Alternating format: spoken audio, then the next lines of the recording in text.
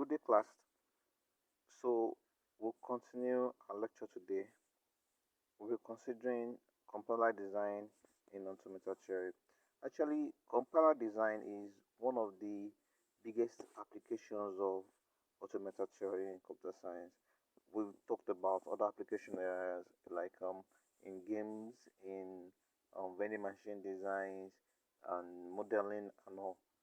But one key application area of automation theory is actually in compiler design. So, as a recap of what you've been taught earlier on, maybe when you're in part two in compiler design, there are various stages of compilation. After you write your program in about just any computer language that you know how to write, your program goes into goes through the stage of compilation. Of course, you know that you write your programs in high level language and you need to convert it into um, low level language, and then it's going to be converted into machine language.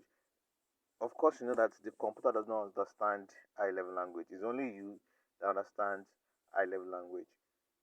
While you, if you ask to program in machine language, you probably won't be able to do anything because you can start working with series of ones and zeros, and it's just going to be too complex for you to work with. Now, as a recap, after writing your program, there's something called the lexical analyzer that's going to create lexemes and tokens. Then, after these lexemes and tokens will be analyzed syntactically to make sure that they conform to what has been written in the programming language. Then the semantic analyzer then comes in that checks if the parse tree matches that of the programming language. Then an intermediate code generation is done. Then a machine dependent code optimization is also done, quite similar with um, basically it's code optimization anyway.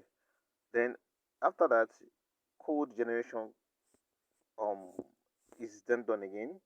Then finally, machine dependent code optimizer. So actually, code optimization is done twice there, but the big thing you need to understand is that code optimization is done then till the target code is achieved.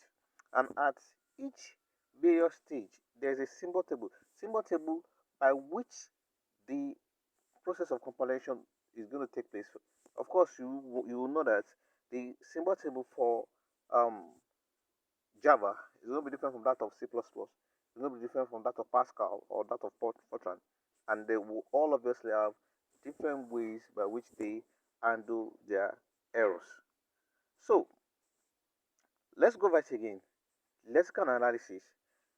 The process of the phase works as a text scanner, whereby the entire code is broken down into meaningful lexemes, which represent them in form of tokens. Then after that has been done, then syntax analysis is then carried out. So like I said earlier on, it takes the what basically passing is done at the level of syntax analysis. So what happens is that the syntax analyzer takes the tokens that were produced at the lexical analysis phase, then um generates a parse tree. So in this phase, token arguments are checked against the source code of the grammar. Of course, yes, the source code of grammar. Of course, the grammar is going to be specific to the programming language. That is, the parser checks if the expression made by the tokens are syntactically correct. Like that's exactly what I said. It checks against the grammar of the language. Every language has its own grammar. For example, in Pascal, if you want to write not equal to, you do two square the left angle bracket, which is less than, and the right angle bracket, which is greater than. That signifies not equal to in Pascal. But in a language like PHP, not equal to is done with the exclamation mark and the equal to. So if you try and do that, if you use the exclamation mark and equal to in Pascal, it's not going to work. And if you revert it also and use the square bracket and the angle, the left angle bracket and the right angle bracket in PHP is neither going to work also. So what you're learning a programming language, most times what you're learning is the syntaxes, the technology, how it works, how you form meaningful sentences. Of course, yes, meaningful sentences, meaningful grammar in that language, both formal languages and natural language. Of course, I hope you know the difference between formal languages and natural languages right now. Formal languages are languages that you use to achieve um, things you used formally, like for example, the programming languages. Those are formal languages. Um, Musical language. Yes, music is a language. Those are formal languages. While natural languages are languages that you speak. There is a huge difference between those two. If you can always contact me, we need to know more between more of the difference. So moving on into semantic analysis. So after the passing phase, which is the syntactical analysis phase, comes the semantic analysis phase. And at the semantic analysis phase, what the compiler does is to check whether the pass-through constructed follows the rules of the language. I said that earlier on. For example, assignment of values is between compatible data and adding string to an instance. Don't mix it up with syntactical analysis. At this point, when I'm looking at the syntaxes, we are looking at the correctness of what has been written. For example, you can go and declare integer equals to 3.5. At you may not be able to detect that at the syntactical um analysis phase because the syntax is correct. Yes, you have an integer, maybe define it as int equals to, maybe you want to use double equal to now. Double equal to, okay, depending on the programming, and of course, but it's an assignment, so it's gonna use. I think you're gonna use a double equal to sign equals to 3.5. Now, yes, syntactical analysis may not be able to pick that as an error, but we're going to get to semantic analysis. It's going to pick that because an integer cannot have a floating point value. So that's the main difference between the syntactical analysis phase and the semantic analysis phase. Then but if everything you've written is correct, then it keeps track of identifiers, their types and expression. Types is what I just said now, simple and also related to expression. What identifiers are declared before use or not. Well, that depends on the programming language. For example, if you're programming Fortran now, and in Fortran, if you use the implicit non statement, that means that you want to declare all your variables before using them.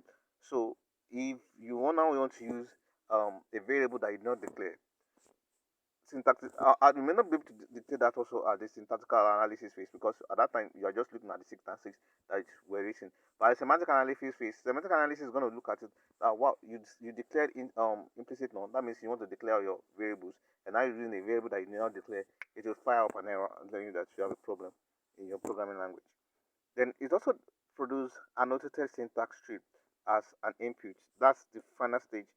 Getting that syntax tree is the final stage of semantic analysis. So once that is done, then immediate code generation is then done. So after semantic analysis, the compiler generates an intermediate code of semantic data for the target machine. Now, mark the word target machine. At that point, whoever taught you assembly language will have taught you this, that the assembly language for um Intel, ATX 86, maybe 8086, 8286 are quite different from those of Intel Pentium 1, quite different from Pentium 2, Pentium 3, Pentium 4.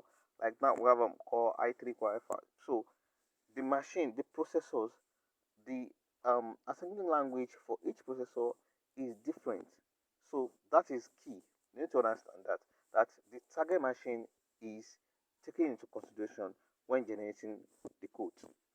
Then it represents a program.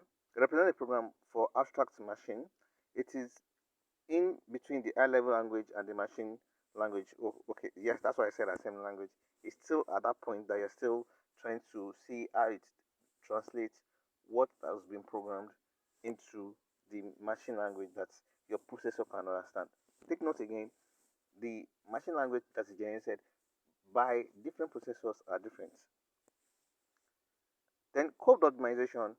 The main task of code optimization is to reduce redundancy. You want to reduce the resources that you're going to use, that will take that your system is going to use in um, running this particular program. So you want to it's going to try to remove redundant lines for you. Of course, it's not going to do the work. I'm not saying it's going to do the work of programming for you anyway, but just in case at the point of code generation, there has been some codes that were generated, that were redundant codes that were generated, is at this point that it's going to try to remove them for you.